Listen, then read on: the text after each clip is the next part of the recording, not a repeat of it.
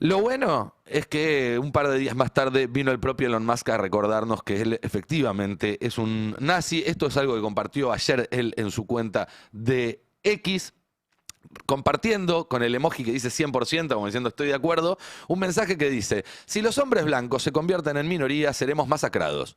Recuerden, si quienes no son blancos odian abiertamente a los hombres blancos, mientras estos constituyen una mayoría colectiva, serán 1000 veces más hostiles y crueles cuando sean mayoría sobre los blancos.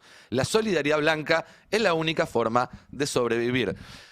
Ya está, digo, no sé qué más hace falta que haga, que se deje un bigotito, no sé qué más hace falta que haga para que nos demos cuenta de que este tipo, que no es un random, es el tipo más rico del planeta, es el socio estratégico del gobierno de Estados Unidos, es el dueño de una tecnología con la cual básicamente puede saber muchas de las cosas que estamos haciendo, incluso las privadas.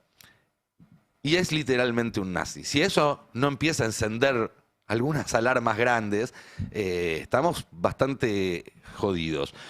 Se dice que en una guerra la primera víctima siempre es la verdad, y Trump sin duda se está preparando, Trump y los suyos, al mismo tiempo para una guerra interna y externa. Bueno, Milei nos está metiendo de cabeza en la guerra de Trump. Buen día, ¿qué tal? ¿Cómo están? Les prometo que la semana que viene vuelvo a hablar de temas más tranquilos como suben los alimentos, ¿Decís? cómo no alcanza para el transporte. Porque si nos vas a preguntar Qué optimista. si nos vas a preguntar cómo están, te vamos a responder mal después de escucharte, Sí, Nicolás. claro. O sea, no nos preguntes más cómo estamos o empezás a hacer editoriales más sonzas, más ingenuas. Me dicen bastante el tema de esto, ¿no? Que es difícil de escuchar a veces, que es como un bajón y todo. Y la verdad es que es cierto, pero por otro lado me parece que Sí, por si supuesto. no nos damos cuenta de lo que está pasando, no podemos nunca activar. Yo creo que gran parte de eso de preguntarnos, bueno, ¿y ahora qué hacemos? Y no tener las respuestas, porque no terminamos de tener un diagnóstico que dimensione el tamaño del quilombo en el que Ayer estamos. dijiste algo interesante, creo que en el pase de la tarde, que es que antes los diarios arrancaban con la información internacional. Absolutamente. Y no es un detalle. Absolutamente. Y remarco eso porque no es un detalle, es importante para todo en la vida, perdón que me ponga medio solemne, pero es importante tener un contexto para analizar algunas de las cosas que te pasan puertas adentro, ¿no? Y además, bueno, una Argentina que hace mucho tiempo que no tiene cobertura internacional, que no tiene, que no está al día con lo que sucede, el ciudadano promedio, porque no le brindan la información, no está al tanto de en qué mundo estamos insertos y en qué dinámicas no se aplican las locales. Sí, además está esa cosa de ahora de que te quieren hacer creer que Argentina es el único lugar donde la gente corta una calle para protestar, que es el Ni único hablar. lugar donde los salarios están en baja, y entonces el problema eran los peronistas y no una cuestión sistémica y global. Sí, quitarte la perspectiva te permite engañar más fácil, pero déjenme insistir con esto porque para mí es importante. El plan no es escuchar todo esto, hacerse un bollito y deprimirse, sino escuchar un diagnóstico que coincida con lo que vemos y oímos cuando salimos a la calle, que se parece mucho más a esto que a lo que muchas veces dicen otros políticos, y decidirse a actuar en función de eso. Che, está todo como el orto. No queremos que esté todo como el orto. Hagamos algo para que no esté todo como el orto. Vos decís que la semana que viene vas a hablar de otra cosa, pero en realidad Si me dejan. no está en tus Claro. manos, claro, no está en tus manos. Si tomamos el reportaje que dio a New York Times de Trump diciendo que va a atacar por tierra a los carteles mexicanos, ¿qué significa eso? O sea, que planea invadir México en los próximos días. O poner bombardear por lo menos, ¿no? Invadir implicaría fuerzas en el terreno. Él dice que combatí por tierra. Por dijo. tierra, bueno, entonces también. A los carteles bajarán mexicanos. en el helicóptero y Va a saltar el muro.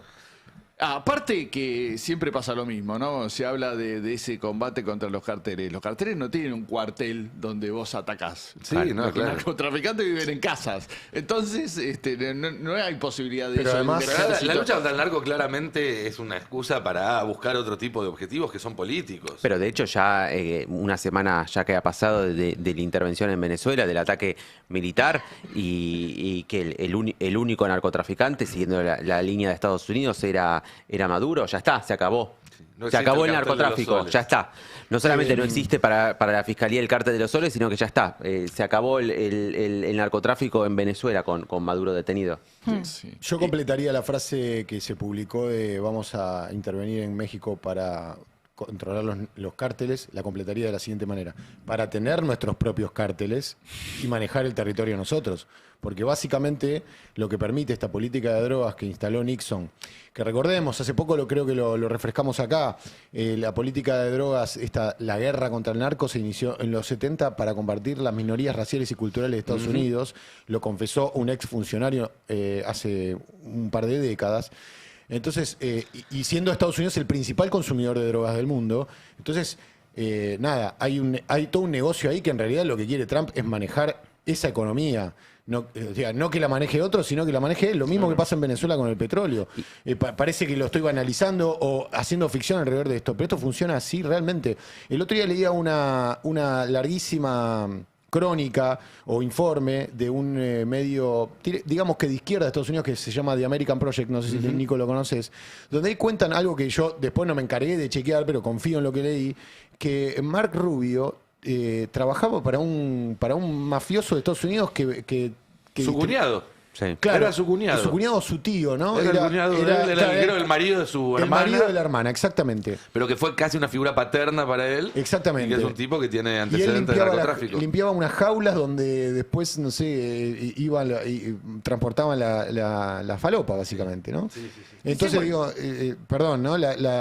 A este tipo de gobiernos les conviene la ilegalización de las drogas justamente para manejar el negocio. Y cuando el drama en Estados Unidos, hoy por hoy, en cuanto a consumo de drogas, es el del fentanilo. Y nada tiene que ver con lo que se está comentando ahora o con la línea de defensa que está estableciendo Estados Unidos y con la cual actúa de esta manera militarmente. Y además, lo otro que dice que en esa entrevista, que supuestamente está esperando que vaya María Corina Machado a entregarle el premio Nobel. No, eso es lamentable. Parece casi Ayer- Calígula Sí. ya a esta altura, lo que está reclamando del resto de la humanidad, ¿no? Ayer leí a alguien, no me acuerdo quién, perdón por no citar redes sociales, creo que en Twitter, que decía María Corina Machado ya es la peor premio Nobel de la Paz de la historia, y eso que hay por lo menos 2 genocidas. Pero sí, el manoseo que se está haciendo de un premio que ya valía lo mismo que el premio FIFA, digamos, no es que valía mucho. Pero, y Trump diciendo, bueno, con Maduro estoy enojado porque me invitaba al bailecito, con María Corina Machado porque no me da el Nobel. A ver, yo no creo que Trump tome las decisiones de fondo por eso. Creo que es parte también de su personaje y demás. Pero que sea aceptado ese tipo de discursos por un establishment, por empresarios, por...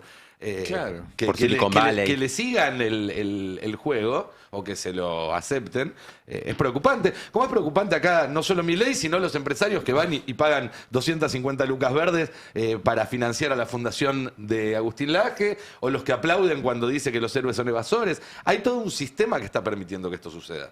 Claramente. ¿Y quién le pone el límite? Ese es el tema, ¿no? El ¿Quién? voto, Fer, pero no... Bueno, ayer pasó algo interesante, que es que el Congreso norteamericano, la Cámara de Senadores, aprobó un límite a Trump para establecer, tiene media sanción esta resolución para que Trump no pueda llevar adelante una nueva acción militar en Venezuela. Y esto es relevante porque el día anterior Mark Rubio y el ministro de Defensa norteamericano habían tenido una audiencia secreta con los diputados y senadores, los representantes y senadores norteamericanos, para explicarles todo el plan sobre Venezuela, cómo lo habían llevado adelante y que venía hacia adelante. Entonces, me parece interesante porque pese a que las máximas autoridades de Estados Unidos, militares, les vendieron a los diputados y senadores locales cuál es la estrategia en términos de recursos, militar hacia adelante en Venezuela, los senadores ya dijeron que no. Sí.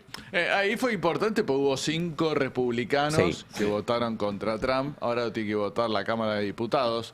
Veremos qué pasa, si hay también algún sector que pone alguna resistencia. Igual dicen que Milei lo va sí, lo mismo. porque dice que Trump lo va a vetar Sí, exactamente igual que hace Milei acá, ¿no? Así es. Se verá. Pero bueno, si hay un sector, por lo menos. Yo creo que sí, el límite a Trump tiene que ser desde el propio Estados Unidos.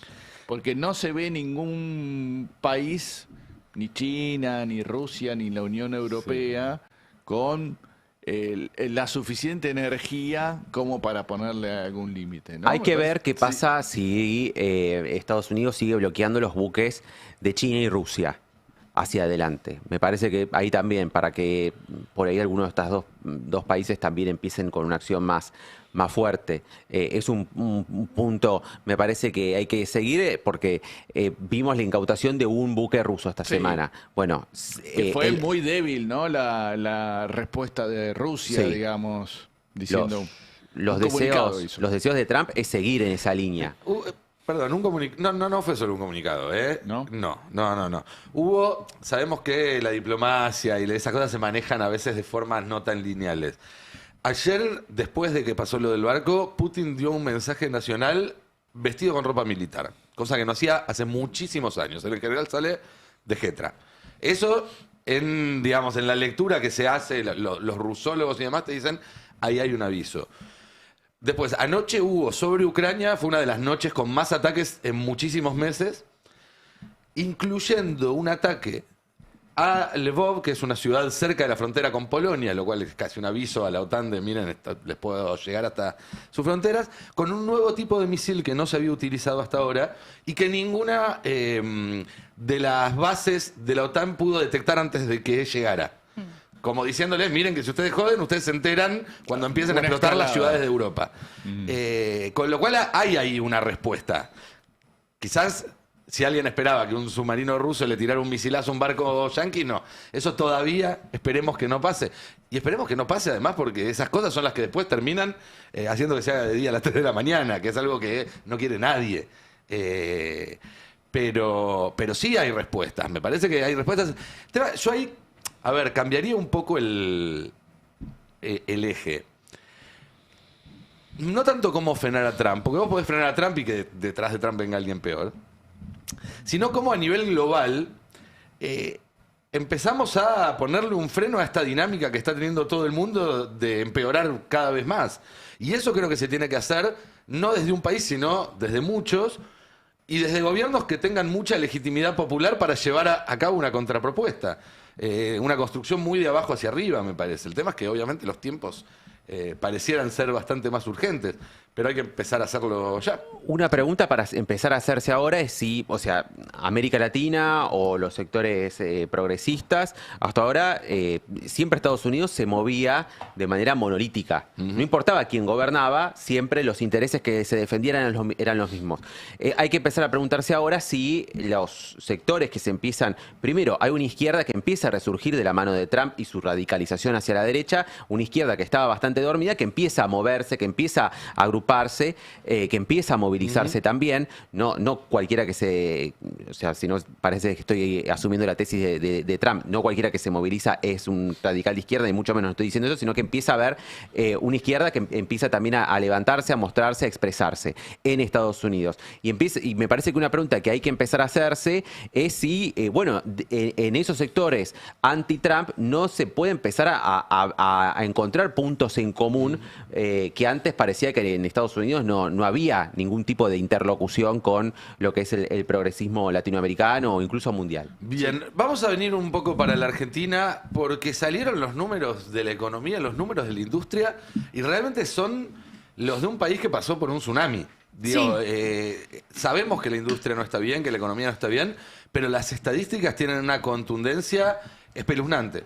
Sí, sobre todo si tenemos presente que la propuesta del gobierno era que después de un 2024, donde vos pasaste la motosierra, donde hiciste un ajuste, que fue el ajuste más grande en los últimos 31 años, bueno, incluso por arrastre estadístico, incluso por tener una base de comparación muy mala, los números del 2025 iban a ser más positivos, ¿no?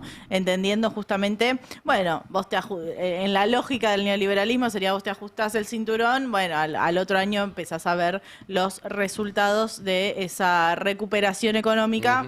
Recordemos, oficialmente el gobierno llamó al 2025 como el año de la recuperación. Sin embargo, esa recuperación nunca llegó y tenemos en la placa 1 el gráfico del índice de producción industrial que salió el último dato, que es de noviembre de 2025, y vemos una caída tanto intermensual, o sea, tanto comparando con octubre, hay una caída del 0,6%, como interanual. O sea, comparando con noviembre de 2024 hay una caída del 8,7% en todo el complejo manufacturero. Estamos 9% abajo que en noviembre de 2024, Sí. que ya era un punto muy bajo con respecto a noviembre del 23, que Exacto. ya era un mes tan de mierda que ganó Milei. ¿No? Digo, porque esa es la Sí. vara que hay que poner. En noviembre del 23 estábamos muy mal. Sí. Estábamos tan mal que ganó Milei. Cayó durante un año y volvió a caer muchísimo durante el segundo año. Sí, y vuelve a caer en algunos sectores de manera alarmante. Vemos automotores y otros equipos de transporte, una caída del 20,7% interanual, ¿no? O sea, comparado con noviembre del 2024, un quinto de la producción de automotores y otros equipos de transporte ha caído en la Argentina. Lo mismo con el sector de textil, prendas de vestir, cuero y calzado, que cayó un 22,7%, casi un cuarto de la producción de ese sector se cayó. Productos de metal, maquinaria y equipo también, un 18,2%. Y alimentos, bebidas y tabaco, 7,8% de caída. Bueno, también una mención para lo que es muebles y otras industrias manufactureras, que sabemos que viene teniendo años muy negativos, una caída del 9,4%. Y otros equipos, aparatos e instrumentos, una caída del 14%. Digo, acá se explica o se muestran en los números del INDEC eso que vemos de fábricas que cierran, de pymes que cierran, de las más de 20.000 unidades productivas que cerraron en el país en los últimos 2 años de gestión de Javier Milei, tienen que ver con esto, tiene que ver con empresas que producían algo en la Argentina, que necesitaban trabajadores para producir ese algo y que ahora cerraron y con eso se llevaron esa producción minera. Pero no es solo en la industria manufacturera, sino que ayer también salió el número de construcción. Sabemos que el sector de la construcción es uno de los más golpeados, ¿no? Justamente por el freno en la obra pública, pero como el freno en la obra pública se dio en 2024, bueno, estaba la idea de que el 2025, a partir de un pésimo año en el 2024 y de algunas recomposiciones a partir del crédito UVA, a partir de obra privada, bueno, podía mejorar y por eso en la placa 2 tenemos este gráfico de el nivel general en este sector de la construcción, una caída intermensual del 4,1%, una caída interanual de nuevo del 4,7%, entonces, bueno, un sector de la construcción que efectivamente no logra... Pareciera, no quiero decir que no logra conseguir un piso porque hubo unos meses de recomposición, por eso la variación acumulada todavía da un número positivo, pero que vuelve a caer en este cierre del 2025 y por eso el panorama para el 2026 es tan delicado, ¿no? Porque es tan delicado no solo a nivel del modelo económico que no se sustenta en la economía interna, que no se sustenta en la obra pública, sino también en un mundo que es más complejo, en un país que depende más de las importaciones, en un país que depende más del mercado financiero. Bueno, un momento difícil para estar tan dependiente del resto del mundo. A ver, para hacer un resumen rápidamente, cuando uno mira esto, que es la actividad, son las fábricas, son la construcción de casas, de edificios, de galpones, es la industria que se toca y que se siente. El primer año de Milei fue como si hubiera pasado un tsunami. Sí. ¿Sí? En términos, digo, los países La que tienen... motosierra pasó. Está bien, Sí. pero los países que tienen un caso de un tema climático grande y todo eso, en general a fin de año muestran 4 o 5 puntos de caída de la actividad. Claro. ¿No? Tienen esa... Eso fue 2024. 2025 pasó una guerra. Porque los países que muestran estos niveles de caída de actividad son los países que estuvieron en guerra en general. Y en 2026, entre que la situación es como vos la describías y que la única medida que tiene el gobierno para que la economía no se le descontrole es subir las tasas y ajustar los salarios, nada nos hace creer que no tengamos después de un tsunami y una guerra un terremoto.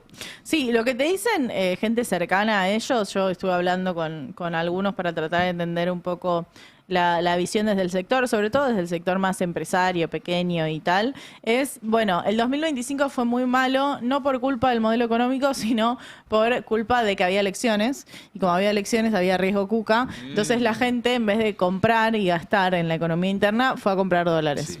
y eso debería revertirse este próximo año. El tema es que vos decís, bueno, ponele que aceptás eso. Y decís, bueno, el tema es que los problemas estructurales los seguís teniendo, porque la gente, la gente que le sobra pesos se va a Chile, se va a Paraguay, se va a Brasil, se va a Miami a comprar cosas afuera.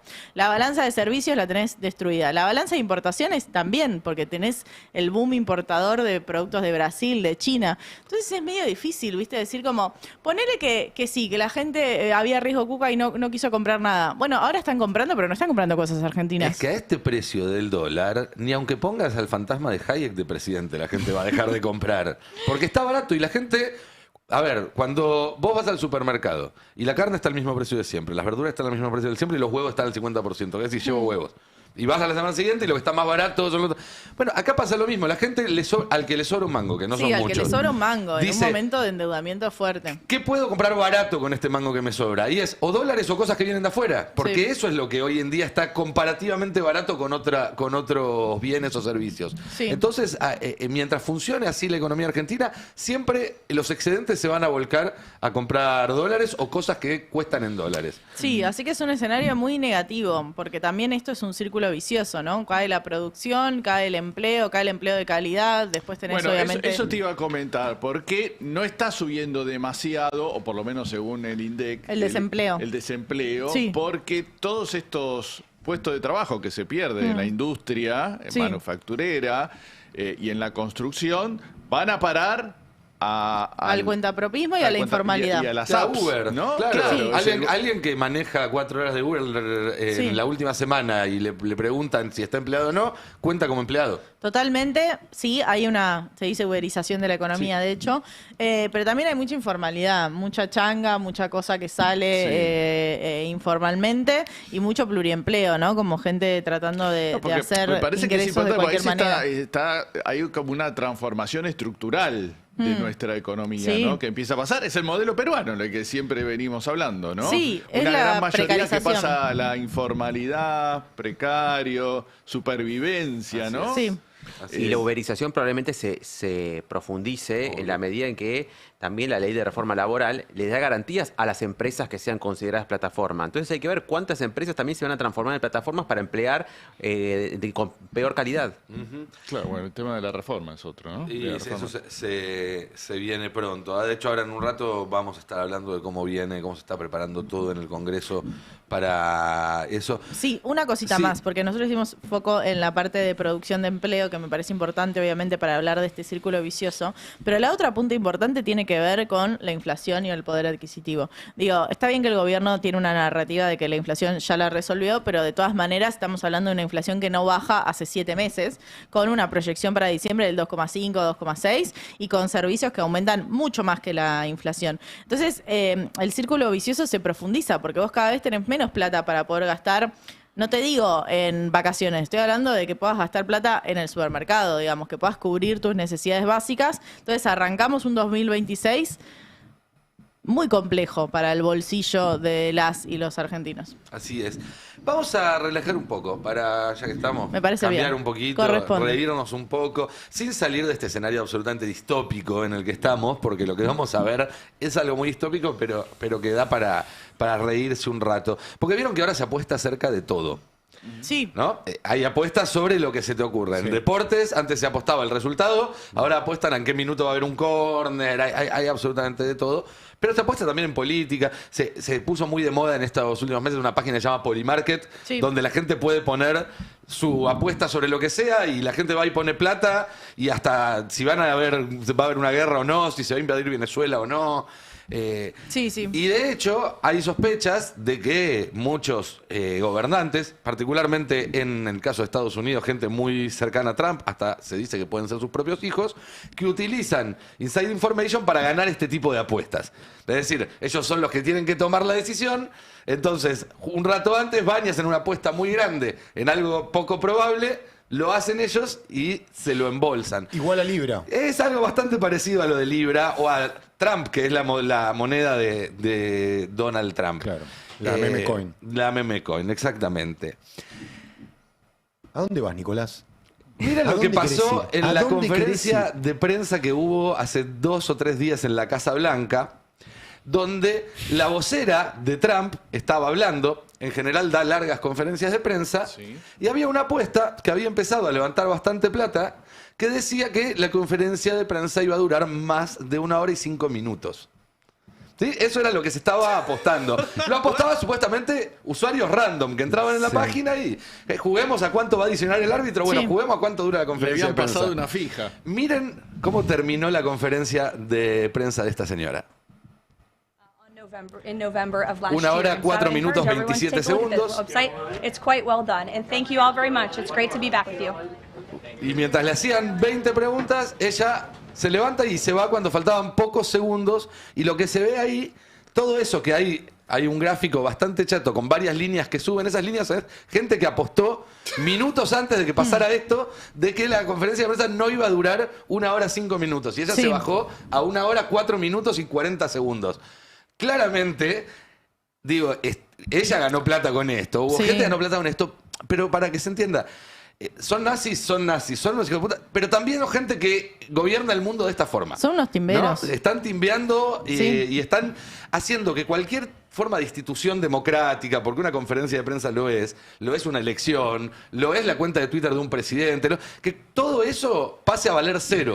¿Por qué? Porque también es una forma de cargarse la democracia esa. Si todo se transforma en una gran farsa. Sí, yo pasé un video en el editorial comentando justamente esta situación, también para entender a quiénes nos estamos enfrentando, ¿no? ¿A qué mundo nos estamos enfrentando? Y esto es un ideal del mundo de estos ultra ricos, de este capitalismo del siglo XXI, que es mercantilizar absolutamente todo. Todo. O sea, que todo pueda ser convertido en una apuesta. Desde la guerra, digamos, si se va a bajar un buque, si no se va a bajar un buque, si van a invadir, si no van a invadir, hasta, bueno, cuánto va a durar la conferencia. Que es un mundo que es distópico, pero que además habla de la cantidad de guita que tienen estas personas. Así Y, es. y lo al pedo que están. O sea, perdón, pero también de cómo le dimensionémoslo hicieron, un poco, ¿no? Pero también de cómo le hicieron.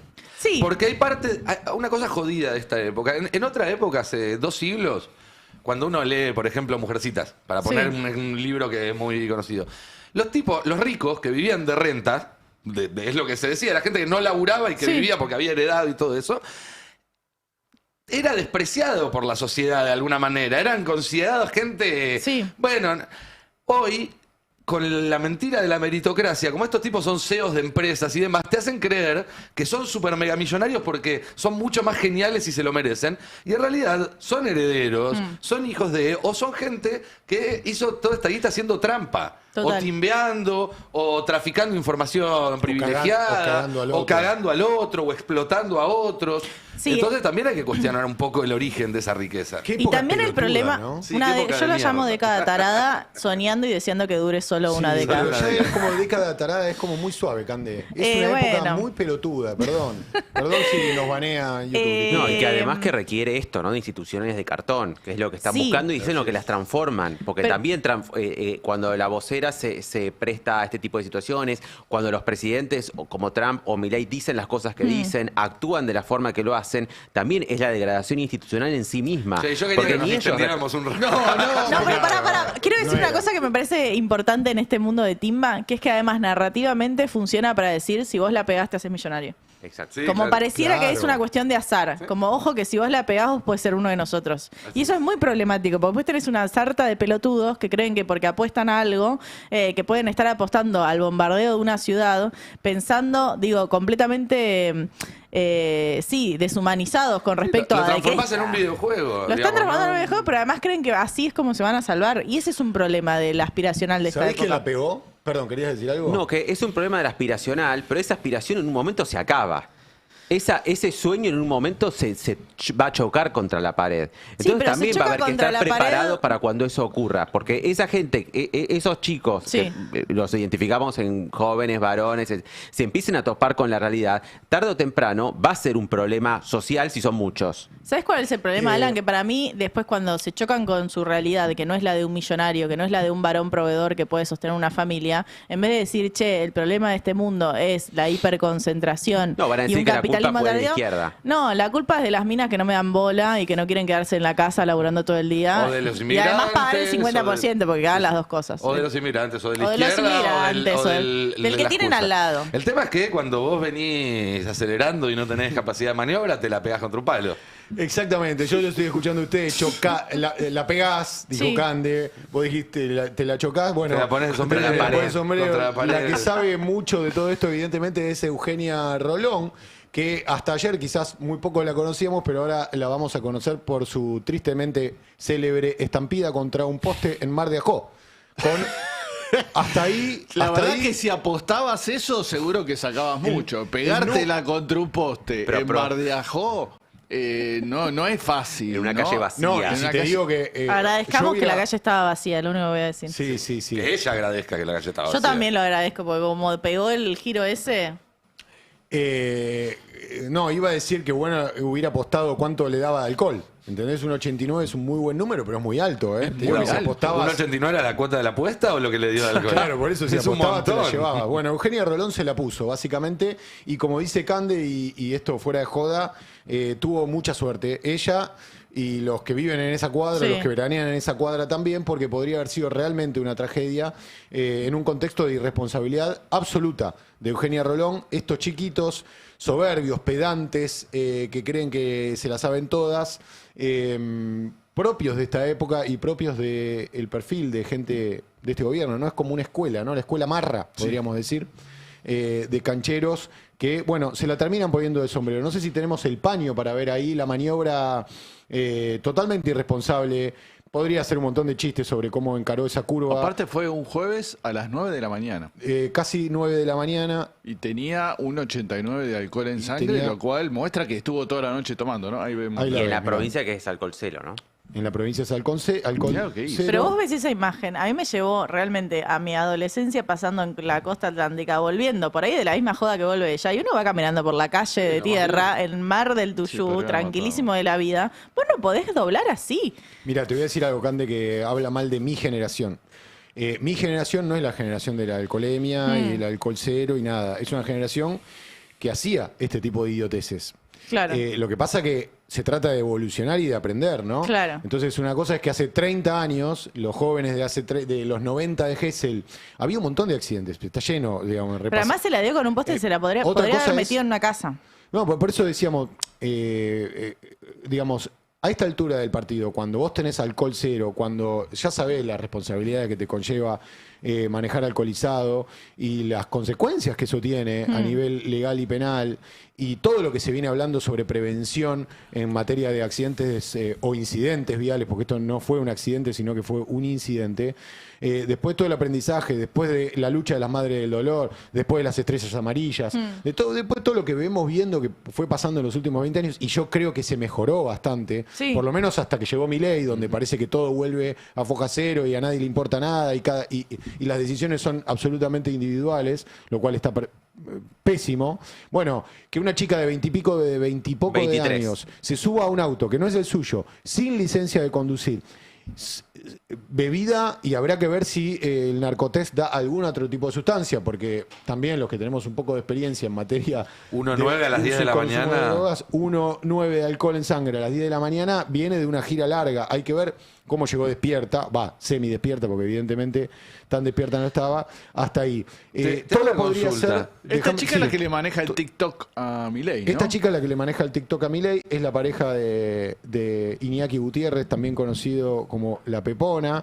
Y que ya tenía el espejito caído, ¿viste? Sí, ya tenía el espejito caído. Tiene No un cargo, sabemos es si- asesora o algo, ¿no? tiene un laburo que hasta donde sé, me gustaría que estuviera Johnny para corroborarlo, hasta donde sé no es formal. Ajá. No es un cargo formal, pero labura... Sí, claro, que cobra un sueldo. No, Ayer forma, Juan Luis- forma parte del círculo íntimo del Sí, gobierno. completamente. Ella es del esquema de Karina Milei junto con Iñaki. Iñaki por lo menos tiene acceso permanente a la Quinta de Olivos. Es de las personas que más veces Exacto. entró. Sí, sí. Y según contaba Juan Luis González, el autor del libro El Loco, esta chica es la que le photoshopea la papada a Milei en las fotos públicas. ¿Es un cargo eso? ¿O Bueno, un cargo de conciencia. es. subsecretario de papadas y. Es un cargo de conciencia, ¿no? En fin, La tuvo que ir a rescatar la Pepona. El auto era del padre de la Pepona. Perdón que le digamos la Pepona. Pero Yo tengo la una verdad pregunta. que ¿Ella amerita. no tenía registro o no tenía el registro encima? No tiene licencia otorgada. Ah, es tremendo esto. Yo te había entendido Una como que no persona- tenía el registro encima. O sea, no es tiene una el persona registro. que no está No habilitada. debería volver a subirse al volante nunca más. Nunca más. Nunca más. No debería ni pretender. Pero hay que ver, yo la verdad es que no pude terminar de chequear si esto merece una sanción penal, Claro. más allá de la ley de alcohol cero. No hirió porque a es nadie, ¿no? No, pero... Hay que ver un contra pero hay qué un se la dolo- dio antes también. No, y además hay un dolo eventual. O sea, hay una idea de que vos te tendrías que haber figurado que podrías haber hecho darme a ¿Ella en alguien. ese momento estaba sola o acompañada en el auto? Entiendo que estaba sola. Estaba sola. Sí. Mami. Las especulaciones que podemos hacer de por qué se subió a un auto que sin licencia es ahora son un montón. Pero Es que- básicamente debería estar contra en pedo y con ningún tipo de conciencia, ¿no? Pero probablemente, o sea, ni sabe manejar. Probablemente. Y puede ser. Mira, qué sé yo, ¿Y ¿no? como si no tiene agarró licencia? como Bueno, doblón. Sí, no sé si es tan así, pero sí. O sea, en tren de especular, Sí. podemos especular que estuvo tomando merca hasta las 10 de la mañana. Vamos a Bueno, decirlo pero abiertamente. pará. En tren de especular, dije. Se pueden especular muchas cosas, que había alguien más en el auto y que ella está cubriendo a alguien quizás más importante también. Yo quiero saber por qué Digo, estaba porque roto el podría espejito. pensarse que había alguien Sí. con licencia manejando ese auto y que ella termina poniendo la cara. Sí, podríamos pensar eso también. Sí. No lo sé. La verdad que en otra época se hacía periodismo y ya hubiera móviles ahí hablando con los vecinos, ya eso Claro. no pasa más, como para saber qué fue lo que ocurrió, pero sí lo que destapó también este triste episodio de Eugenia Rolón es el carpeteo de sus tweets. ¿no? Claro. Y la entrada a contradicción de lo que de la situación de Eugenia Rolón. Y tenemos ahí una serie de tweets de archivo de Eugenia Rolón, como el 7, la placa 7, chicos, donde trataba de delincuentes a las chicas que tomaban alcohol. No sé si lo tenemos ahí. Mira, tenés una fila de pibitas, dijo en 2021, regaladas que son pro delincuentes como vos, le respondía a alguien esto, que andan fuerte en auto y toman alcohol como si no hubiese un mañana. Estoy segura que están esperándote. Toman alcohol como si no hubiese un mañana. Bueno, ella tomó alcohol a la mañana como si no hubiese un mañana. En el 8 tenemos un ataque que hizo Eugenia Rolón, una ironía, a una concejal salteña que había sido también agarrada en pedo en un control de alcoholemia. La impunidad es total. Así se filmó Sole Gramajo, concejal electa del kirchnerismo en Salta, manejando borracha encima de un tipo. Así se maneja la casta. Para ellos no hay límites ni reglas, dijo Eugenia Rolón, que ahora pertenece a la casta. Y por eso hizo Sí, lo claro. mismo, ¿no? Y por eso, evidentemente, hizo algo parecido. En el 11, bueno, otra época de Eugenia Rolón, en este tuit que vamos a ver ahora, porque ella decía, placa 11, pequeño detalle, yo nunca me pongo en pedo, querido. ¿Decís? En 2019, bueno. Ojo con escupir al cielo, ¿eh? Sí.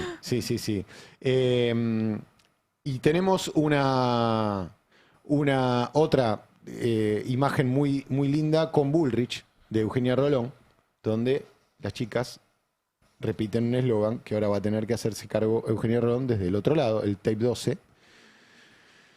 Podemos verlo acá. El que las hace las paga, decían. No sé si está. Si no está, seguimos con otra cosa. No hay ningún problema. Es la placa 12, no la tenemos. Bien. Habría que ver, porque el mundo libertario se jacta de justamente respetar las libertades individuales. A ver, tenemos lo de Bullrich. El que las hace, las paga. Ahí están las dos. Qué lindo, ¿no? La dupla, las chicas, Bueno. gritando el que las hace las paga. No tenían copas en la mano, lo cual ya es una novedad. Me gustaría saber qué opina Eugenia Rolón del alcohol cero, ¿no? Claro. Que es una medida que se toma para proteger a los demás. Así es. No solamente. Yo el otro día me acordaba, hace muchos años, Carlos Maslatón, un liberal confeso, pero pareciera, más allá de las críticas que uno, o las diferencias que uno puede tener con Maslatón, es un poco más coherente con el concepto del liberal, porque él decía que estaba en contra de ponerse el cinturón de seguridad, porque en definitiva, si te lastimás vos.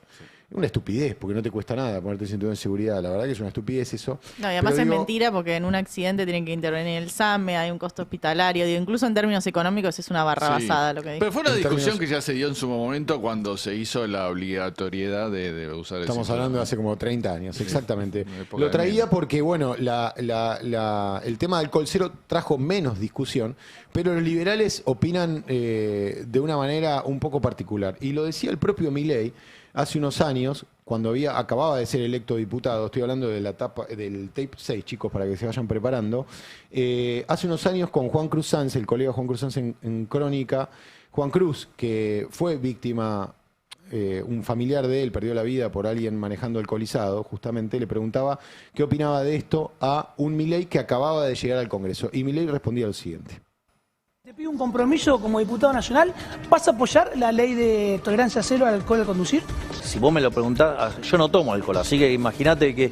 Pero debería evaluar todos los elementos. Porque acá el problema no es, digamos, si vos tomás o no tomás alcohol. El tema es si te haces cargo de los costos que generás. Claro. O sea, siempre la cuestión... O sea, porque vos lo que estarías haciendo ahí es cercenar la libertad de los individuos, está mal. Siempre está mal. El tema es que si vos querés hacer boludeces, pagué los costos. Entonces, si vos querés, agarrás y te vas a agarrás un auto, te vas a emborrachar y te vas a subir al auto, entonces que después pagues los costos. Entonces, digo, tiene que ver más con la relación de pagar los costos y no tanto, digamos, de las prohibiciones. La vida a través de un Excel, según Javier Milei, ¿no? Donde las personas no son seres humanos, sino que son números y costos. Es un poco lo que decías vos, Cande, ¿no? El costo que tiene una irresponsabilidad como esta. Hasta ahí podemos estar de acuerdo con Javier Milei. Lo que pasa es que él omite completamente el lado humano. Todo lo que no tiene precio.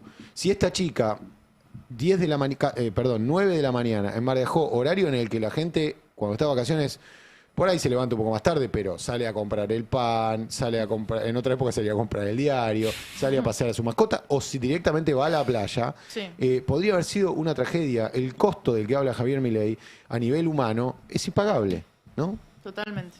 Así es, pero no lo piensa en esos términos esta gente. No, lo no terrible piensa es en términos de costos humanos. No. Es lo que hablábamos hace un rato con Cande. Entre el dinero y las vidas humanas, eligen el dinero. Esa es la única explicación posible para lo que está sucediendo. Fer, contanos un poco de las novedades que hubo respecto al famoso acuerdo Unión Europea-Mercosur. Qué gracioso, porque estuvieron un cuarto de siglo dando vueltas y ahora cuando no sabemos si va a seguir existiendo Europa, si va a seguir existiendo el Mercosur, se pusieron finalmente de acuerdo. Bueno, y eso por ahí es uno de los motivos que lo empujaron a la Unión Europea a firmar. Hoy hace un rato acaban de informar que están los votos para acompañar el tratado. Tienen hasta las 17 horas de Bruselas los países para confirmar por escrito este voto, pero ya en la reunión de embajadores que hubo por la mañana dijeron que tenían la cantidad de votos necesarios para el acuerdo. Es rara la mecánica que tiene la Unión Europea para aprobar un tratado de este tipo, que es el 55% de los países que componen la Unión Europea, que son 27, o sea, esto vendría a ser la mitad más uno, 55%, pero tienen que ser el 65%, esos 55% de países tienen que representar al 65% de la población. Y estaba hasta hace unos días Italia en contra.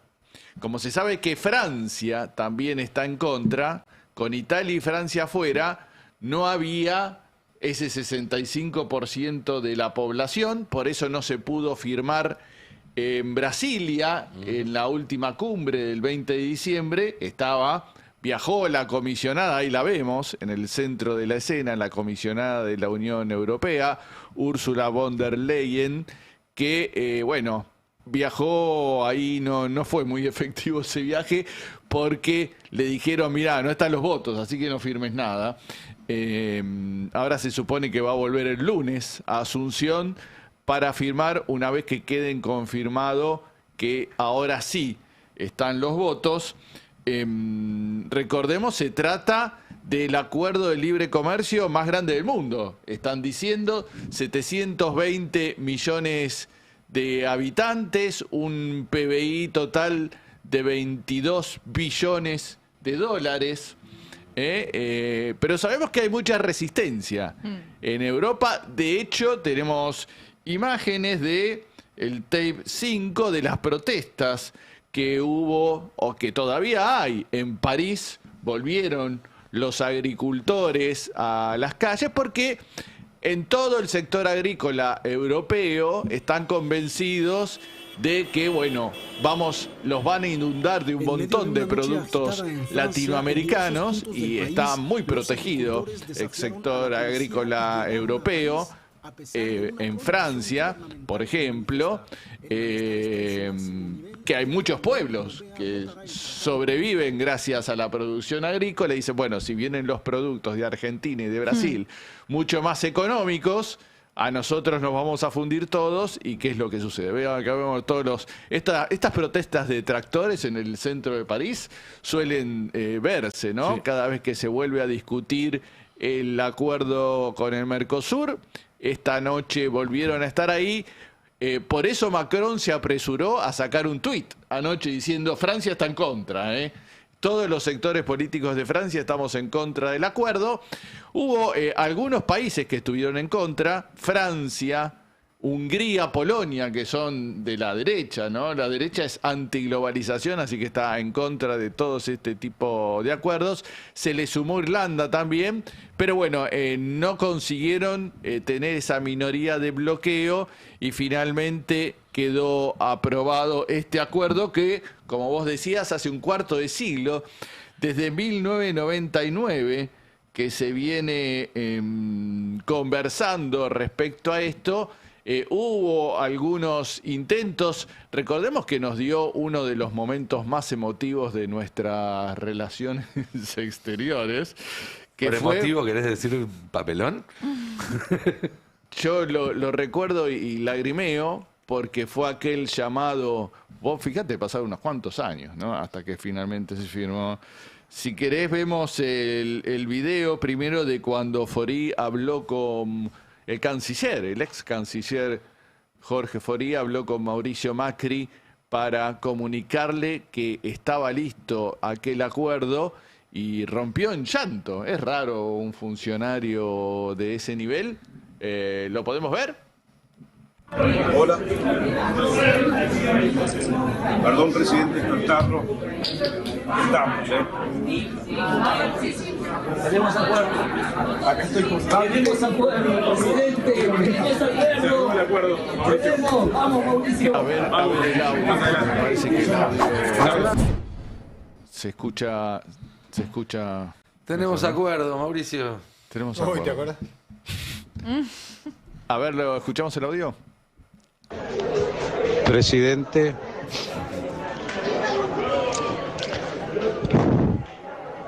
lo felicito.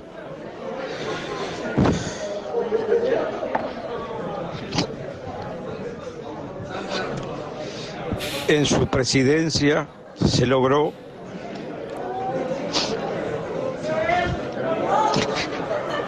...20 años de negociación. Tenemos acuerdo Unión Europea-Mercosur. Ni siquiera es el mismo audio del otro video. Sí, este no, es el que está extraído no del tuit de Macri, ¿no? Porque Macri después postea el tuit con la captura de video. Claramente esto está montado, ¿no? Sí, hubo primero un llamado, perdón por despertarlo, no sé qué, después se ve que le mandó un audio ya más emocionado todavía. Y recordar que ellos creían que con esa novedad iban a ganar las elecciones y Macri iba a ser reelecto. Decían, no, los análisis de ese fin de semana, puesto, si no me equivoco, fue un sábado a la mañana, de ese fin de semana era, no, ahora sí, el gobierno de Macri toma envión después de esto. Ahora es sí. imbatible, Ahora sí. claro, volvimos al mundo, mostramos. Sí. Son los mismos que decían que María Eugenia Vidal era una revolución en la democracia argentina, ¿no? El plan B. El plan B. Y la cumbre de G20, ¿te acordás también? Claro, Bueno, esto fue posterior igual, pero sí. que Argentina estaba en la cumbre del mundo, ¿no? Que venían todos acá y que habíamos vuelto al centro. Bueno, finalmente el acuerdo se terminó de aprobar hoy. ¿Sabemos que indicaría- Milei lo va a refrendar? Porque digo, Milei es capaz de que Trump lo llame y le diga, ¿sabes qué? Patea el tablero y patearlo. Y va a haber que esperarlo. No se firma el lunes en Asunción, si viaja la comisionada. Y después todavía queda que lo apruebe el Europarlamento, que, bueno, ahí de nuevo van a tener que trabajar para conseguir los votos, porque está por un lado la derecha, la ultraderecha, que cada vez es más fuerte en Europa, que se opone, es antiglobalización. La izquierda, que se supone que, bueno, que apoya a los sectores de la agricultura, también se opone. Y en el medio hay algunos que, bueno, por ahí están también cercanos a algunos sectores que dicen que están económicos, que están en contra. Hay que ver si consiguen la mayoría de los votos en la Eurocámara. Sería el último obstáculo o la última prueba antes de que termine de quedar definitivamente aprobado, pero va a tardar algunos meses todavía. Sí. Y después... Técnicamente el acuerdo tiene dos partes en realidad. Hay una que se aprueba solo con apenas lo aprueba el Parlamento Europeo. Hay otra que es la parte más política, si se quiere, menos comercial, que requiere la aprobación de todos los parlamentos nacionales y que una vez que se apruebe, algo que puede llegar a tomar varios años más, ahí sí entraría plenamente en vigencia este asunto. Se supone que, bueno, le van a meter un poco de pata por esto mismo que decíamos al principio, ¿no? En la política de aranceles de Trump los mete a la Unión Europea ahí en un problema, ¿no? Se encarecieron mucho los productos para que ingrese a Estados Unidos y se le cerró un mercado, y la posibilidad de este libre comercio con el Mercosur de alguna manera los rehabilita, y por eso tomó nuevo impulso este año, ¿no? El acuerdo, y se terminó de cerrar. Y quería comentar que, bueno, a partir de ahora tenemos un canal abierto ahí con Bruselas y la Unión Europea, porque ayer designaron a uno de los tipos más preparados, a uno de los diplomáticos más preparados. Magíster en relaciones Y internacionales. encantadores de que puede dar a Argentina, que es el exdiputado Fernando Iglesias. Le tocó la rotación. Designado Como en el vóley, digo. Le tocó, estaba en la Cámara de Diputados y ahora rotó. Designado embajador en Bruselas. Este tuit también tiene un tiempo, es de Javier Milei, recordando lo que pensaba en su momento. Está citando una nota del Destape, que comentaba cuánto había cobrado de viáticos ese año Iglesias en la Cámara de Diputados. Y Javier Milei decía, acá tenemos el pedazo de mierda humana de... ¿cómo es que dice? Comisario Ferminio Iglesias. Ahí está. Debo decir que por primera vez estoy de acuerdo en algo con Milei. Comisario con Claro. Y Cambiemos solo vino a cambiar quiénes son los que... ¿me lees ahí? Los que ocupan los cargos. Los que ocupan los cargos. Y hacer uso de los privilegios de la mierda de la corporación política. El Estado es una estafa. Así es, y lo ponen a Fernando Iglesias y corrobora un poco todo esto, esta designación como embajador en Bruselas a Fernando Iglesias, que ayer, para variar, se dedicó a insultar a todos los que cuestionaban su designación. A mí me ¿no? parece muy merecido lo de Fernando Iglesias. ¿Sí? Muy merecido para todos nosotros, que ahora lo tenemos lejos. que se lo... Pero los belgas no hicieron nada para merecérselo. Bueno, tampoco es que Bruselas es una gran ciudad, está bien ahí. Se van a aburrir. Pero ¿sabes qué se van a lindo? aburrir todos. Un sueldo... Eso sí. Alrededor de $20,000. ¿En serio? Eso sí. Es lo que cobran los embajadores, y va a estar, 4 años por lo menos allí va a tener placer. Lo designaron en comisión porque el Senado está... Claro. Tiene que dar De de acuerdo. recesos, claro. Así Una que, historia bueno. de embajadores fuera del ámbito diplomático que arrancó Menem, ¿no? Para hacer un poquito de retrospectiva histórica. Sí, históricamente todos los gobiernos tenían cargos políticos en algunas embajadas clave. La embajada en Estados Unidos, la embajada en España, Brasil. Lo que me parece que se empezó a poner de moda con Menem en adelante es esto de incorporar personajes Premios. de los bordes y premiarlos con Por con ejemplo, embajadas. Menem premió a al Tata Joffre, mandándolo a Lisboa o a Panamá. Al Turco Asís también, ¿no? Recibió. Al Turco Asís lo mandó a la UNESCO. El Turco Asís siempre Qué lindo dijo... curro la embajada en la UNESCO, ¿eh? Y- La que al final nunca lo pudo cobrar fue Crexel, Crexel, ¿no? Que había canjeado su voto Es una en de la las- ley de base por eso. y no- Ese día ella festejó. Vos pensás eso, ella festejó. Ya se estaba imaginando, ¿no? Cuando- Ella... Bueno, O sea pero por lo menos puede festejar que ella está libre y Cuader está Eso preso. también. Cuando hicimos la biografía del Turco Asís, turco, la pueden comprar y leer en este verano. Uso y recomiendo. Recomendada. La lectura veraniega, ¿Eh? Uso y recomiendo. Una muy buena lectura veraniega, se lee como una película, una serie. De paso, si hay productores viendo, yo les recomiendo que la piensen para una, Está una buena, muy buena Netflix, serie. claro que sí. La verdad tiene una vida de película, pero el turco ligó dos de las embajadas más deseadas en aquella época, por lo menos, y creo que ahora también. Una es UNESCO, vivís en París, el turco vivía en un palacio frente al Arco del Triunfo, literal. De hecho, hay fotos de esa época de él apoyado en la balustrada del balcón con el Arco del Triunfo a 50 metros a sus espaldas. Qué barro. Tenía chofer. Vos sabés que lo hacía... Uno lo escucha hablar y entiende ¿puedo- cómo convenció a Menem de que le dé ese... ¿no? Tiene una buena labia. Claro, pero ahora, bueno, hay un montón de... No me quiero extender, pero hay un montón de Sí, que anécdotas. Dale, ¿Puedo contá, contar por favor, ¿puedo contar contá, algunas? contá.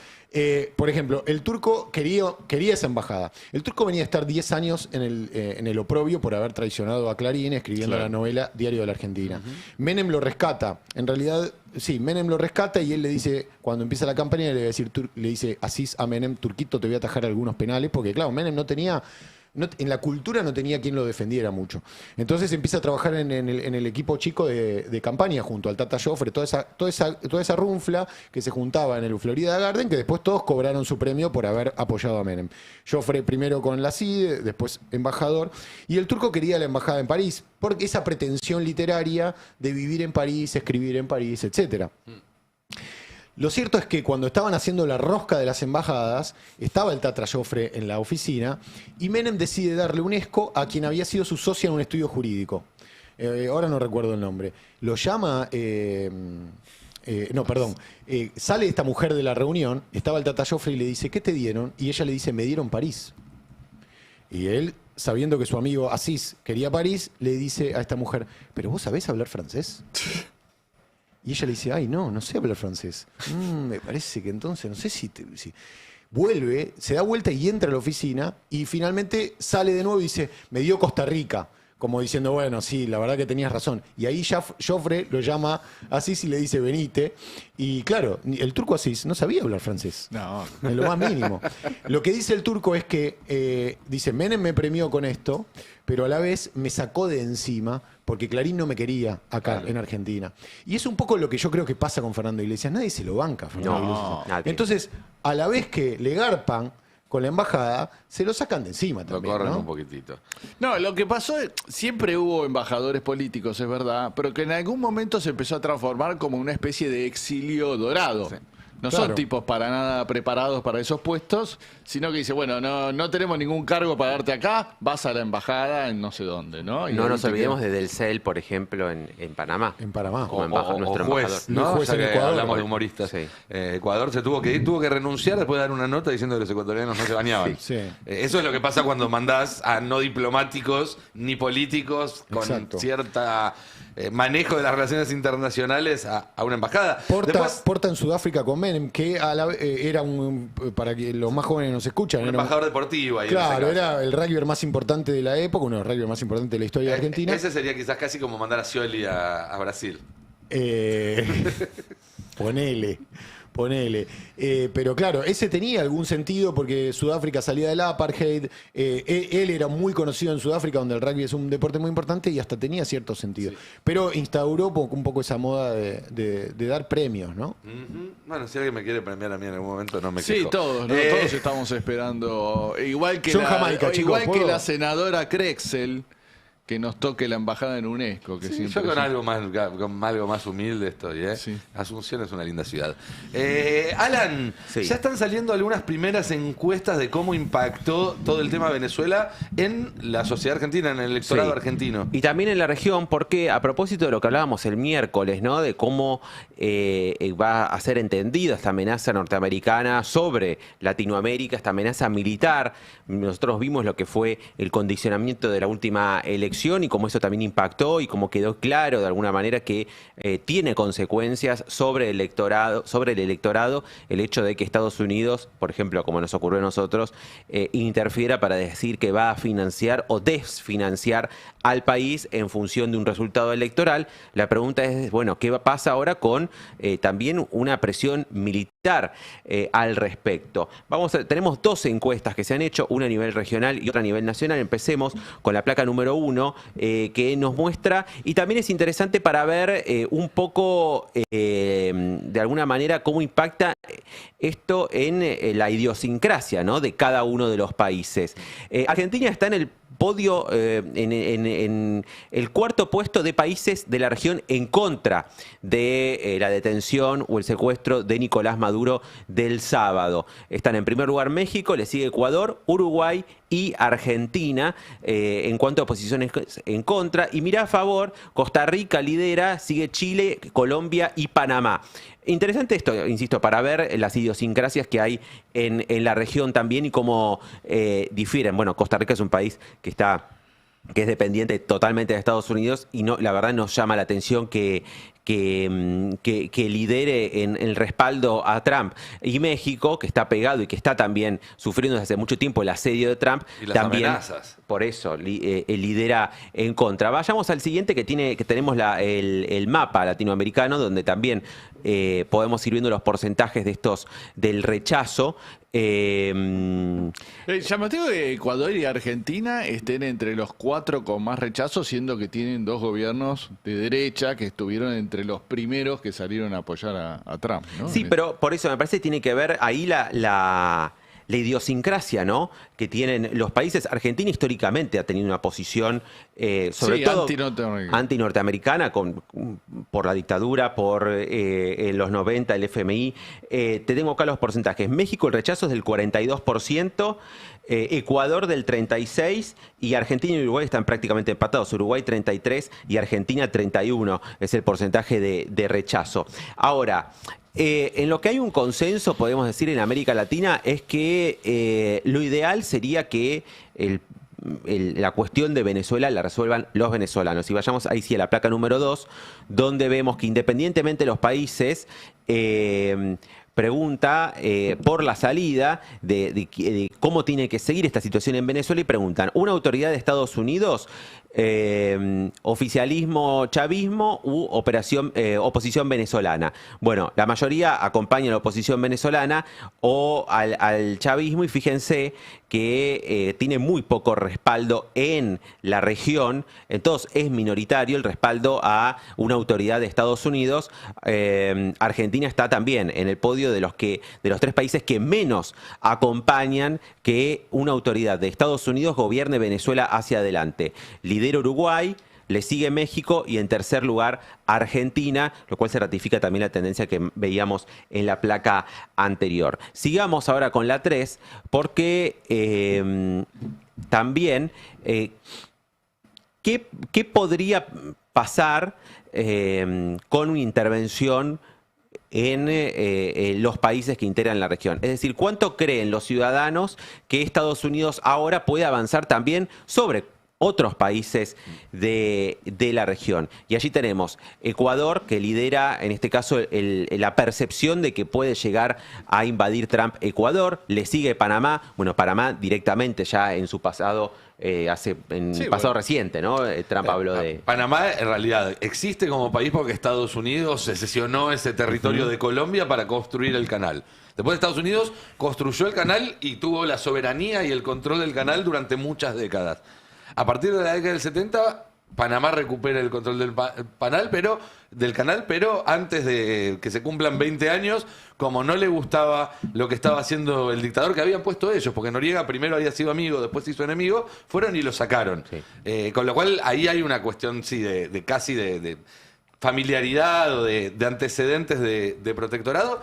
Y después lo que se ve también, Alan, en ese gráfico es, con la excepción de México, que es un país grande, es un país importante, que es que cuanto más lejos estás, más tranquilo, ¿no? De que no te van a intervenir. La percepción es esa, de que hay justamente Chile, Argentina y Uruguay. Si bien la percepción es superior al 50%, son los que menos ven probable que exista una intervención de Estados Unidos sobre esos países. Bueno, de los que habló concretamente Trump fue, bueno, Panamá dijo que el canal se tenía que llamar Canal de Estados Unidos, y Colombia, ¿no? Sí. Hay que ver qué tan cierto fue esta reconciliación telefónica con Petro, que le había dicho, un día antes había dicho que era un enfermo, un cocainómano. Y que falta Dinamarca en esa lista también, ¿eh? Bueno, ni hablar. Ojo, Ni hablar. Petro que va a recibir a la Casa Blanca. Sí, y que antes va a recibir a Delcy Rodríguez, o que al menos van a tener una comunicación o algo para ir conjuntamente con una posición unificada. Hay información sobre Venezuela que si quieren un ratito compartimos también. La número 4, la placa que sigue, esta ya es nacional. Estados Unidos debe intervenir militarmente en Venezuela, le preguntan a los argentinos en Casa 3, una consultora ligada al macrismo. El 47% de los argentinos dicen que no tiene que haber una intervención militar en Venezuela, un 15% no sabe y el 38% acompaña. Ratifican, ahora ya ratificamos con una segunda encuesta la misma tendencia, ¿no? Que Argentina sigue siendo un polo anti-norteamericano o que tiene una amplia presencia, el rechazo a los Estados Unidos, y cuando se pregunta principalmente sobre una invasión militar, el 47% lo rechaza. Esta encuesta también deshace un poco este argumento de que cualquiera que se opone a la invasión en realidad está bancando a Maduro. Porque lo que muestra es que de la mitad de la gente que opina que esto es una dictadura. Es una dictadura, la mitad igual cree que está mal que lo invadan. Claro, o más. 67% pregunta si en Venezuela hay una preguntan si es en Venezuela una democracia, el 67% dice que no, y aún así la gran mayoría está en contra de una intervención militar en Venezuela. Y sigamos, porque este es el punto clave, me parece, que es cuál debe ser la posición del gobierno argentino, es la pregunta que hizo Casa 3 en estas horas, y la respuesta es clara. No, sigamos a la siguiente, la número 6. Ahí está. El 41% de la mayoría dice que hay que mantenerse al margen de este tema. Entonces, mejor no participar ni a favor ni en contra. El 29% apoyar la intervención, el 19% apoyar la liberación de Venezuela, pero sin alinearse con Estados Unidos. Esto es fundamental en función de lo que decíamos, ¿no? ¿Qué puede sugerir hacia adelante en un escenario electoral? Decís, bueno, elecciones presidenciales, ¿a qué candidato apoyo como ciudadano? ¿A alguien que está, que puede llegar a oponerse a Trump, a alguien que puede ser aliado a Trump, o alguien que va a intentar mantenerse al margen de estos conflictos que desata Estados Unidos? Bueno, hoy la posición mayoritaria con un 41% es mantenerse al margen. Que el deseo es que, el pensamiento es que el país y que la Argentina se mantenga al margen de un posicionamiento. Sabemos, no es lo que está sucediendo en este momento con el gobierno de Javier Milei. Apoyar la intervención tiene un respaldo del 30%, que si se fijan, más o menos toda esa línea, la línea de respaldo a Estados Unidos, es un 30% aproximadamente en todas las encuestas, que va en línea con el núcleo duro libertario, ¿no? Que es más o menos un 25-30%, es lo que saca Milei en la primera vuelta y lo que han sacado en las elecciones. Sobre Venezuela, si quieren, tenemos el video también de Nicolás Maduro, el 11, porque hay... Bueno, ha habido muchas novedades estos días con respecto al petróleo y demás. Una de las líneas que salen justamente desde el gobierno de Venezuela y desde la Asamblea Nacional Venezolana es que lo que se está llevando adelante ahora desde el gobierno venezolano es parte de uno de los escenarios que se habían previsto ya con el asedio militar que comienza en septiembre y que se produjo y que se precipitó el sábado con el secuestro, la detención de Maduro y los bombardeos sobre Caracas y otros otros establecimientos militares de Venezuela el sábado en la madrugada. Y justamente sobre el acuerdo que se está negociando, la negociación que se está llevando adelante con los Estados Unidos por el petróleo, este archivo de Nicolás Maduro, que en diciembre de alguna manera anticipa cuáles eran las condiciones de negociación para la venta de petróleo a los Estados Unidos. A ver. El petróleo, ahí está. El petróleo venezolano, ahí está. Por ley, constitución, por decreto de Bolívar, es venezolano. Será venezolano por siempre, pero está abierto a las inversiones mundiales y nacionales. ¿Y cómo hacen los países que no tienen petróleo? Que es la inmensa mayoría. ¿Cuántos países en el mundo tienen petróleo? 20 de 200 países que hay en el mundo. Los otros países tienen que producir otras cosas. ¿Ah? ¿Cómo nos sancionaron, nos bloquearon en el año 16, 17, 18? La necesidad nos obligó a producir. Estamos produciendo y lo que viene para adelante es el doble o el triple de lo que estamos viendo ahora. Potencia agroalimentaria. El 22 están llegando de inversionistas diciembre, del mundo entero. Maduro, justamente hace 2 semanas, nada más, y dando a conocer, ¿no? La posibilidad de negociar venta de petróleo a cambio de otros productos, de importar productos, que es en definitiva lo que terminó confirmando el comunicado de PDVSA del miércoles en la tarde. Lo que están diciendo las autoridades ahora, quienes han hablado con Delcy Rodríguez, quienes han hablado con miembros muy relevantes de la Asamblea Nacional en estas últimas horas, es que ese programa, esas líneas de acción que había, porque había distintos escenarios en Venezuela, uno incluía una intervención militar que no ocurrió, hubo un intento de golpe de Estado, si se quiere, una intervención militar, pero no hay una presencia militar en este momento en Venezuela, claro, en el territorio, era, el de avanzar con la negociación del petróleo a precio de mercado a los Estados Unidos. El deseo del gobierno venezolano es seguirle vendiéndole a China y a Rusia, que se lo venden a un precio menor, justamente por considerar que eran países que comerciaban con Venezuela pese a las sanciones. Lo que hay que ver es si militarmente Estados Unidos permitirá o no el acceso de los buques. Habrá que ver cómo sigue entonces esa historia y estaremos muy atentos. Cande, ¿hubo novedades del tío Scott? Que había estado bastante borrado. ¿Volvió?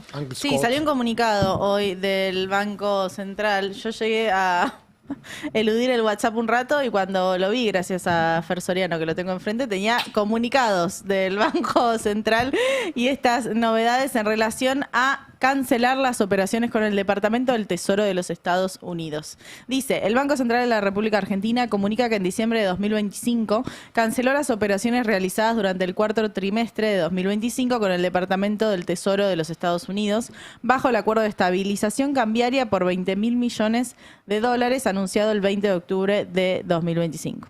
De acuerdo con lo anunciado en octubre de 2025, ese acuerdo de estabilización cambiaria establece los términos y condiciones para la realización de operaciones bilaterales de swap entre monedas de ambas partes. Varias cuestiones sobre esto. Una es que justamente a fines de diciembre hubo esta denuncia de parte de los operadores financieros de que había cambiado este balance del Banco Central y que este swap, este préstamo que teníamos con Estados Unidos, esos $2.500 millones que se habían usado para controlar la corrida cambiaria en el marco de las elecciones, no aparecían más en la línea de swap, ¿no? Y decían, ¿por qué hubo ese cambio, la nomenclatura? No se entendía bien por qué. Bueno, acá está la explicación, un par de semanas después, del Banco Central, donde evidentemente le pagaron al Banco Central. Hay una cuestión que tiene que ver con las líneas de swap, que son estas líneas entre países, estas líneas bilaterales, donde nosotros no vamos a saber qué pasó porque no se comunican esas operaciones. Pero en términos políticos, digamos. Sí. ¿Esto es una buena noticia, es una mala noticia, es un gesto de apoyo de Estados Unidos, es un gesto de que ya no le da el apoyo? Digo, ¿cómo lo lees? No, es que Argentina le pagó a Estados Unidos lo que le prestó en el marco de las elecciones. Entonces lo que tenemos que decir en todo caso es que Estados Unidos, sabiendo que Argentina tenía que hacer frente a un vencimiento hoy y que estaba bastante justo, le exigió que antes de hacer frente a ese vencimiento le devuelva la suya. Sí, porque esto fue en diciembre, fue antes del vencimiento O sea, de enero. Probablemente lo comunicaron ahora para que no hubiera ruido, ¿no? Claro, si en diciembre decían Argentina le pagó 2.500 millones a Estados Unidos cuando no se Sí. sabía si iba a poder pagarle a los bonistas, eso hubiera hecho subir el precio De la todas bolsa. maneras, la línea de Del swap riesgo sigue país. vigente. Sí, Digo, sí, no sí. es que se termina esta línea de swap, sino que en ese tramo activado, porque los swap no es que son préstamos, sino que son intercambio Sí, de se monedas. devolvió ese Se tramo. desactivó ese tramo. El tema es que el swap vigente tampoco figura en ningún lado. Digo, es un swap que es más que nada un acuerdo de palabra. No hay. No es como. Figura en Estados Unidos, no figura acá. Ok. Sí, no sabemos las condiciones, que igual tampoco conocemos las condiciones de tasa de interés y demás con China. Lo que sí habría que rastrear es de dónde salió la plata para hacer ese pago. Ese pago, claro. Sí, a finales de diciembre. Y lo otro que habría que rastrear en Porque algún esos momento. 2.500 millones de dólares de algún lado Ahora fue a salieron. cortísimo plazo, ¿no? Fueron Y 2 meses. era un programa de estabilización cambiaria, Era para lo las dice. elecciones. Era Sí. para las elecciones y punto. Pero la pregunta también es, bueno, ¿qué costo tuvo eso, no? Nos Claro. prestaron 2.500, ¿cuánto devolvimos? Sí. Eso en algún momento se sabrá. Recordemos que esos 2.500, esa compra de pesos que decía el gobierno, esos pesos fueron a un instrumento específico que le dio el Sí. Banco Central. Digo, ellos ya habían hecho un negocio, hay que ver qué otro negocio tenían en relación a la tasa de interés de estos dólares. Tuiteó el tío Scott. Ah, ¿qué dijo? A ver, ¿lo tenemos ahí? ¿Tuiteó el tío? ¿Tuiteó? Yo no quiero más cosas así en el momento, chicos. Además, Noticias Es en viernes. desarrollo, es último Sí, momento. viernes, un chicos. rato antes que Bombardearon termine el Caracas el programa. sábado Ahí está. pasado, por Tienen otros favor. problemas, tío. La política de paz, a través del fortalecimiento económico, está transformando América Latina de manera que priorizan a Estados Unidos, rodeando a Estados Unidos de estabilidad y prosperidad. Qué bueno. Presidente Milei sigue cumpliendo con firmeza el mandato renovado del pueblo argentino en pos de la libertad económica. Argentina ha recuperado el acceso a los mercados financieros, no. Y ha implementado cambios alentadores en el marco de su política monetaria y cambiaria, veremos. Me complace anunciar que como reflejo de su fortalecida posición financiera, Argentina ha reembolsado rápida y completamente su limitado giro de la línea de swap con Estados Unidos, de modo que el Fondo de Estabilización Cambiaria actualmente no tiene Pesos. ¿Por qué? No querían pesos. Estabilizar ellos. un fuerte aliado estadounidense y generar decenas de millones en ganancias para los estadounidenses es un gran logro de la estrategia de Estados Unidos. Establecer el rumbo para América Latina, una Argentina fuerte y estable que ayuda a consolidar un hemisferio occidental próspero, es claramente lo mejor para nosotros. En resumen, el Tesoro desplegó, etcétera, etcétera, etcétera. O sea, Bueno, ahí tenés una respuesta del por qué, ¿no? Como Ahí está, lo van mirá. a vender esta señal. Ahí dice en un momento, estabilizar a Argentina en su momento de crisis, depresión aguda, a corto plazo y urgente por la iliquidez. Pero en realidad tenía que Por ver las con las elecciones. elecciones. Sí. Ahora, Claro. hay una cuestión ahí, porque nosotros nos preguntábamos cuánto se había pagado. Y él ahí empieza a dar una respuesta. Dice decenas de millones. Dice Estados Unidos ganó decenas de millones. Sí. Decenas de millones, entonces estamos hablando por lo menos de más de 20.000 millones. De Más de 20 10. millones. Sí, ¿Sí? decenas de millones. Más Sí. de 10. Más de 10. Dos decenas sí. son Más 20. de 20. Si es más de 20 millones, O sea, ya más de 10 son más de una decena. Ahora mirá Claro. cómo se preocupa de poner. bueno, igual nosotros estamos haciendo un análisis muy estamos haciendo finito de un alguien que análisis tiró muy- un número al muy azar, ¿eh? feo. Sí, sí. Reitero, el FES nunca ha perdido dinero. Que es este Nuestra fondo de nación estabilización. ha recibido el reembolso completo. Está claro que le generó un daño político Sí, internamente sin duda, en Estados sin Unidos y aún hoy la oposición demócrata sigue tuiteando cada tanto, no tienen plata para esto, pero tienen 40.000 millones para darle a su amigo Milei, porque aparte quedó la cifra de más de 40.000 millones, Sí, que que no nunca fue, fueron no los fue, no 40.000 millones.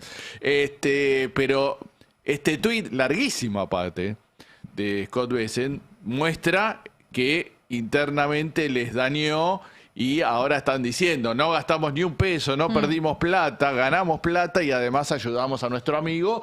Y Ayudamos a la región. Yo creo que ayudamos esa a la es región y ahora la región es más segura y Estados Unidos está más protegido y Y demás. también lo enmarca en el mismo lenguaje con el que hablan de Venezuela. Están diciendo, que es algo que el propio Bessent había dicho, les prestamos plata para no tener que ir con balas. Claro. ¿No? Y básicamente está diciendo, bueno, ustedes se pueden alinear, pueden elegir. Y es un mensaje por elevación a México, a Colombia, al resto del continente. Pueden elegir.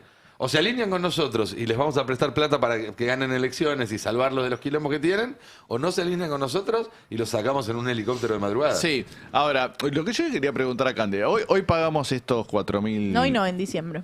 Nos enteramos hoy. No, digo hoy lo del... Lo del vencimiento, el 4.300 millones. 4.300 millones. Tenemos otro el mes que viene, ¿no?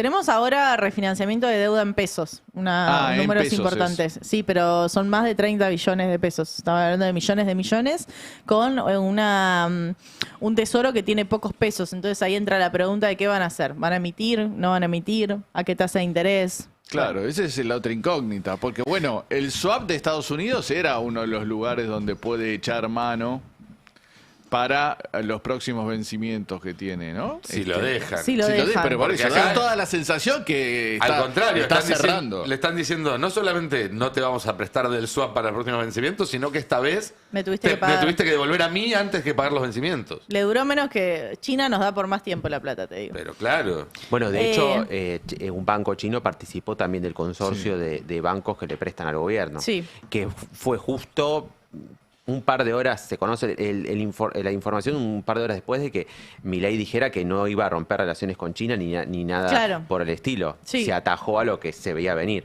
Sí, hay un pragmatismo ahí. Pero en relación a estas dudas que marcás vos, Fer, me parece fundamental el número del riesgo país. No porque a mí me parezca fundamental el número del riesgo país, sino porque es la respuesta del mercado. O sea, el gobierno ya depositó a los bonistas internacionales el pago que tenía que hacer hoy.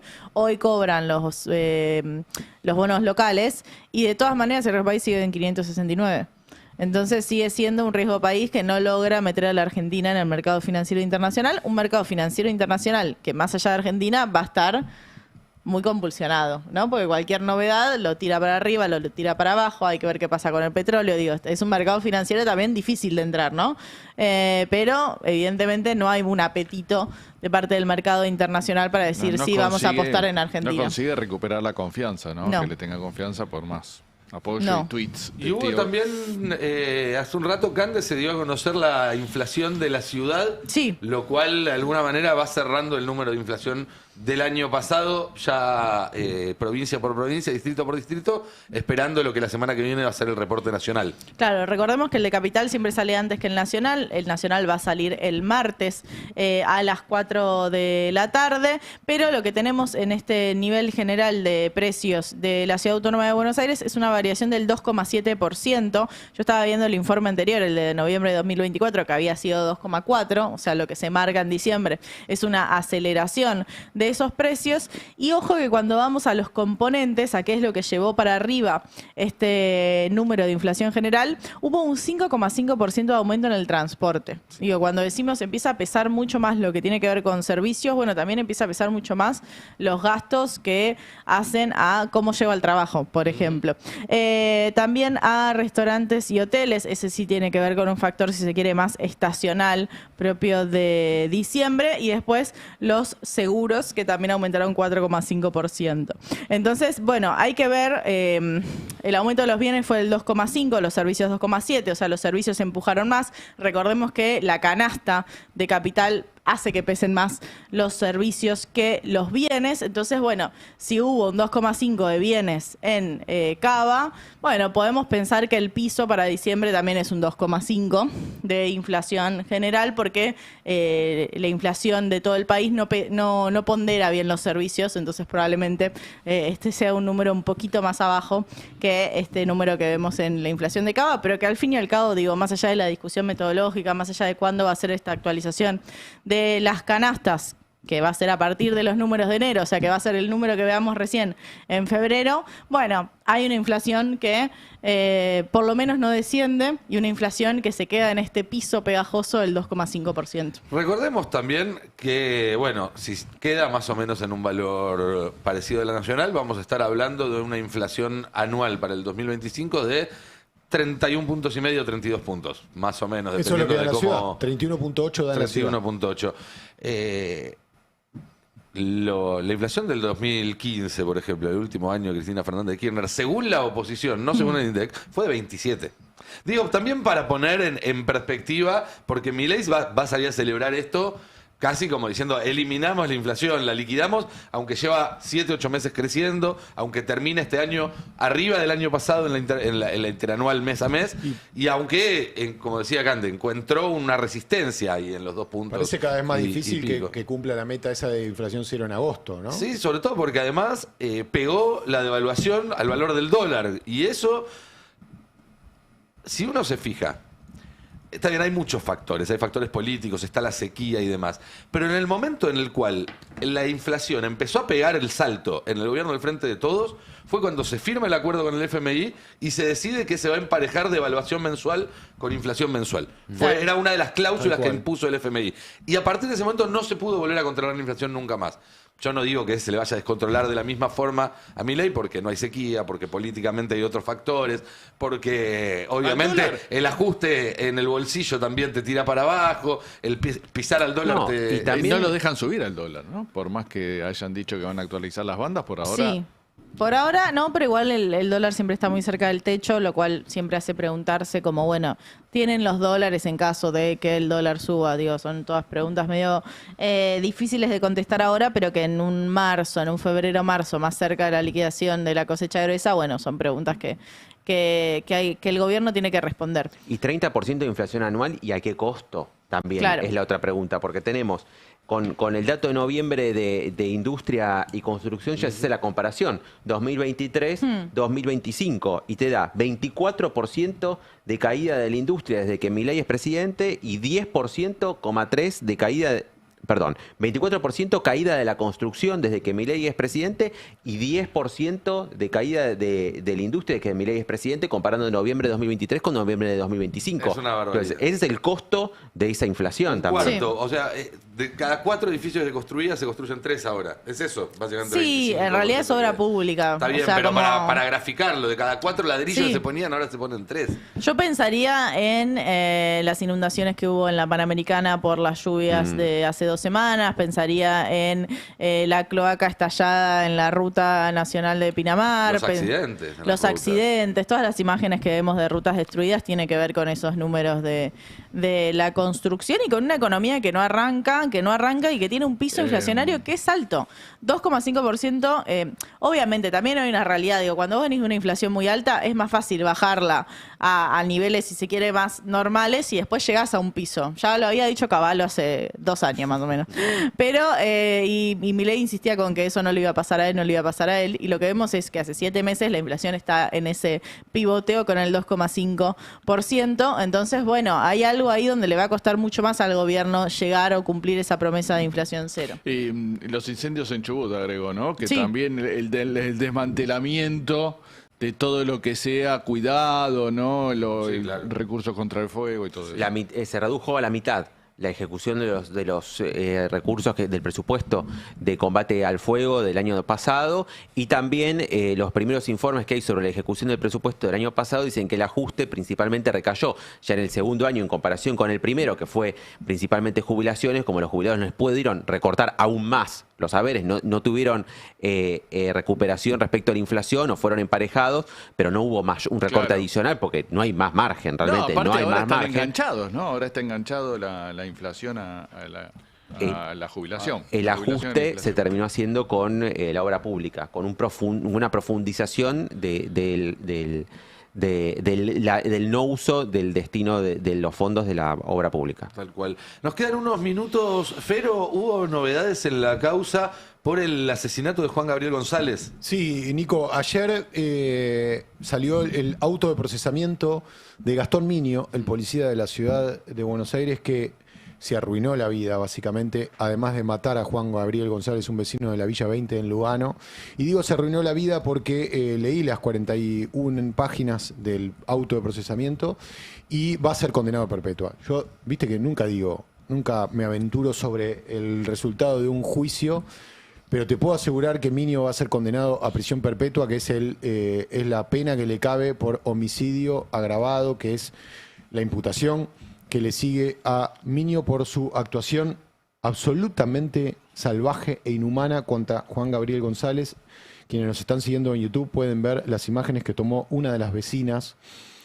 Ahora cuando les cuente cómo se desató todo esto, cómo terminó González muerto y Miño arruinándose la vida, no lo van a poder creer porque es realmente absurdo lo que pasa. Estas son las imágenes del momento en el que Juan Gabriel González, con un short, descalzo, en cueros, trataba de pelearse contra unos policías porque no lo dejaban, o por lo menos así se inició, no lo habían dejado pasar al pasillo de su casa. Él estaba buscando a su hijo, un joven con problemas, con consumos problemáticos.